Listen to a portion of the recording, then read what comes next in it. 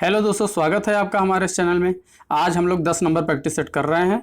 अभी तक 9 सेट पूरे हो गए हैं और जिन भाइयों ने पूरे सेट देखे नहीं हैं, ऊपर आई बटन में प्लेलिस्ट का लिंक आएगा, आप लोग जाके वहां से देख सकते हैं। चलिए आज का क्वेश्चन स्टार्ट करते हैं। पहला प्रश्न है, शांति निकेतन को विश्व भारती विश्वविद्यालय का स्वरूप कब प्राप्त हुआ था? शांति निकेतन को विश्व भारती विश्वविद्यालय का स्वरूप कब प्राप्त हुआ था? तो 1921 में। ऑप्शन नंबर बी सही होगा इसका। 1921 में शांति निकेतन को विश्व भारती विश्वविद्यालय का स्वरूप प्राप्त हुआ था। अगला प्रश्न देखते हैं, शांति निकेतन में कला भवन की स्थापना कब हुई थी? तो शांति निकेतन के अंदर कला भवन की स्थापना हुई थी 1919 में। ऑप्शन नंबर ए सही होगा। अगला प्रश्न है, रविन्द्रनाथ टैगोर का जन्म कब हुआ था? तो रविन्द्रनाथ टैगोर का जन्म हुआ था 1861 ईस्वी में। ऑप्शन नंबर ए सही है। तथा 1941 ईस्वी में इनकी मृत्यु हुई थी। 1861 में इनका जन्म हुआ था, 1941 में इनकी मृत्यु हुई थी। अगला प्रश्न है, रविन्द्रनाथ टैगोर ने अपने समस्त चित्र अपनी वृद्धावस्था में सृजित किया। रविन्द्रनाथ टैगोर ने अपने समस्त चित्र अपनी वृद्धावस्था में चित्रित किया। उनकी उम्र लगभग कितनी थी? तो इन्होंने 68 वर्ष की उम्र में चित्रकारी स्टार्ट की थी, लगभग 68 ईयर्स। अगला प्रश्न है, अमृता शेरगिल ने अपने जीवन के अंतिम वर्ष कहाँ व्यतीत किया था? तो जो अमृता शेरगिल हैं, इन्होंने अपने जीवन का अंतिम वर्ष लाहौर में व्यतीत किया था। ऑप्शन नंबर ए सही है। इनका जन्म हुआ था 1913 ईस्वी में तथा इनकी मृत्यु हुई थी 1941 ईस्वी में। लगभग 29 वर्ष की उम्र में इनकी मृत्यु हुई थी। अगला प्रश्न है, Ranveer Singh Bisht college of fine arts Lucknow के प्राचार्य कब नियुक्त हुए? Ranveer Singh Bisht college of fine art Lucknow के प्राचार्य कब नियुक्त हुए थे? तो रणवीर सिंह बिष्ट जो हैं 1968 ईस्वी में लखनऊ आर्ट कॉलेज के प्राचार्य नियुक्त हुए थे।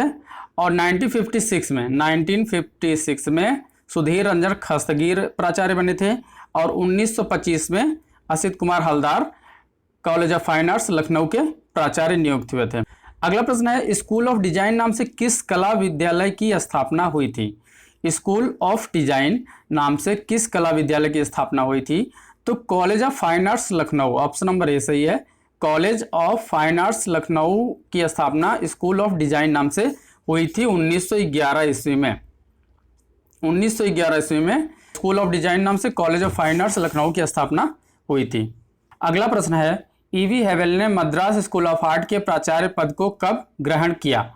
तो ईवी हेवल जो है 1884 ईस्वी में मद्रास स्कूल ऑफ आर्ट के प्राचार्य पद को ग्रहण किया था इन्होंने। 1896 ईस्वी में कलकत्ता आर्ट कॉलेज के प्राचार्य बने थे। अगला प्रश्न है, भारत भवन भोपाल की स्थापना कब हुई थी? भारत भवन भोपाल की स्थापना कब हुई थी?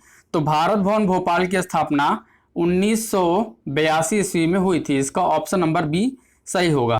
अगला प्रश्न है, लिथोग्राफी तकनीक की खोज अलाय सेनफेल्डर ने कब किया था? लिथोग्राफी तकनीक की खोज अलाय सेनफेल्डर ने कब किया था? तो 1796 ईस्वी में अलाय सेनफेल्डर ने लिथोग्राफी तकनीक की खोज की थी। अगला प्रश्न, जोधाबाई के महल का निर्माण अकबर ने किस स्थान पर करवाया था? तो फतेहपुर सीकरी के अंदर। ऑप्शन नंबर सी सही होगा। फतेहपुर सीकरी में अकबर ने जोधाबाई महल का निर्माण करवाया था। अगला प्रश्न है, बीरबल का महल कहाँ स्थित है? तो बीरबल का महल भी फतेहपुर सीकरी में ही स्थित है। ऑप्शन नंबर सी सही होगा। अगला प्रश्न है, शेर शाह सूरी का मकबरा कहाँ स्थित है? शेर शाह सूरी का मकबरा सासाराम में स्थित है। ऑप्शन नंबर ए सही होगा। और सासाराम कहाँ है? रोहतास जिला में, बिहार। बिहार के रोहतास जिला में सासाराम स्थित है। यहाँ शेर शाह सूरी का मकबरा बना हुआ है। अगला प्रश्न है, काबुली बाग मस्जिद का निर्माण बाबर ने कहाँ करवाया था? तो जो काबुली बाग मस्जिद है, इसका निर्माण बाबर ने पानीपत में करवाया था। अगला प्रश्न है, मीनाक्षी मंदिर मदुरै किस देवता को समर्पित है? मदुरै का जो मीनाक्षी मंदिर है, यह शिव पार्वती को समर्पित है। ऑप्शन नंबर बी इसका सही होगा। अगला प्रश्न है, खजुराहो को पुरातत्व विभाग ने अपने अधीन कब लिया था? खजुराहो को पुरातत्व विभाग ने अपने अधीन कब लिया था? तो 1904 ईस्वी में पुरातत्व विभाग ने खजुराहो को अपने अधीन लिया था। अगला प्रश्न है, विश्व फोटोग्राफी दिवस कब मनाया जाता है? विश्व फोटोग्राफी दिवस कब मनाया जाता है? तो ऑप्शन नंबर ए सही होगा। 19 अगस्त को विश्व फोटोग्राफी दिवस मनाया जाता है। अगला प्रश्न है, ज्ञानपीठ पुरस्कार किस क्षेत्र से संबंधित है? तो ज्ञानपीठ पुरस्कार साहित्य के क्षेत्र में दिया जाता है। ऑप्शन नंबर सी सही होगा। प्रथम दादा साहब फाल्के पुरस्कार किसे प्रदान किया गया था? जो दादा साहब फाल्के फिल्म के क्षेत्र में दिया जाता है, ये प्रथम दादा साहब फाल्के पुरस्कार किसको दिया गया था? तो ये Devika Rani Roerich, option number C सही होगा। देविका रानी रोरिक, इनको प्रथम दादा साहब फाल्के पुरस्कार दिया गया था 1969 में। और दादा साहब फाल्के पुरस्कार का शुरुआत भी 1969 से ही हुआ था। तो इसी समय इनको पहला दादा साहब फाल्के पुरस्कार देविका रानी रोरिक को दिया गया था। अगला प्रश्न है मांडी और झांगोर। मांडी और झांगोर लोक नृत्य किस राज्य से संबंधित है?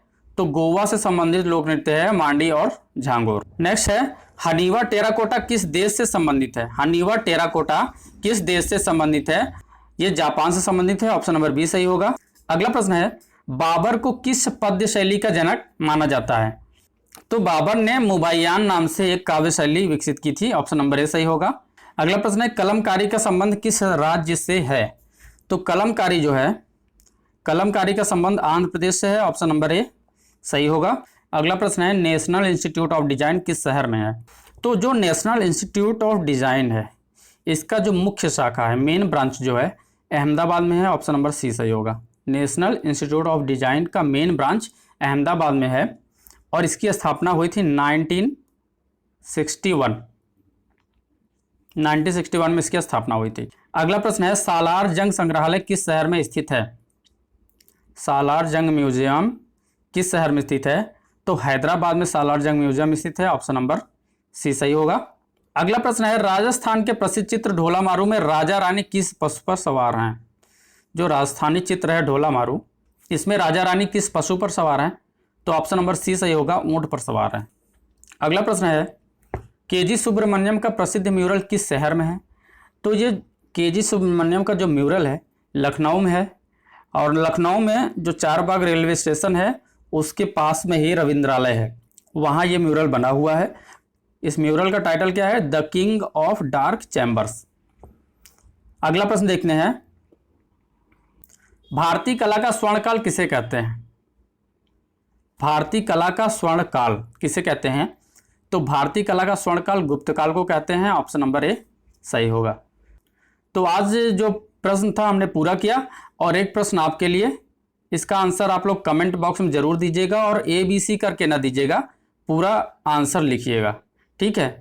अगर आप चैनल पर नए हैं तो चैनल को जरूर सब्सक्राइब करिए, क्योंकि फाइन आर्ट्स से रिलेटेड क्वेश्चंस प्रैक्टिस सेट हम अपडेट करते रहते हैं, पुराने क्वेश्चन पेपर भी अपडेट करते हैं। तो चैनल को अगर आप सब्सक्राइब नहीं किए हैं तो चैनल जरूर सब्सक्राइब करिए। मिलते हैं आपको अगली वीडियो में। जय हिंद, जय भारत।